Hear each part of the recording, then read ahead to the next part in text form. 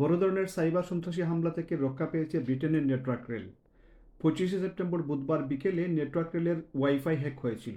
লন্ডনের 10টি স্টেশন সহ Liverpool, Birmingham, Manchester, Edinburgh, Glasgow সহ অন্তত 19টি station we love you Europe বলে একটি বার্তা ভেসে ওঠে।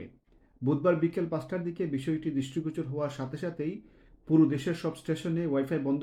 কর্মস্থলের কম্পিউটার অপব্যবহার করে তিনি নেটওয়ার্ক রেলে ওয়াইফাই হ্যাক করেছেন বলে সন্দেহ করছে ব্রিটিশ ট্রান্সপোর্ট পুলিশ। এর মাধ্যমে হ্যাকাররা অন্তত 5,000 যাত্রীর ব্যাংকের যাবতীয় তথ্য অথবা তাদের ওয়েস্টার কার্ড অ্যাকাউন্ট এবং রিফান্ডের সব তথ্য হাতিয়ে নিতে পারে বলে ধারণা করা হচ্ছে। এদিকে নেটওয়ার্ক রেলের ইন্টারনেট সার্ভিসের সরবরাহকারী প্রতিষ্ঠান গ্লোবাল রিচ এক বিবৃতিতে বলেছে, ইচ্ছাকৃতভাবে গ্লোবাল রিচের একজন কর্মকর্তা ওয়াইফাই সার্ভিস হ্যাক করেছেন। এটা নেটওয়ার্ক রেলের নিরাপত্তা বিষয়।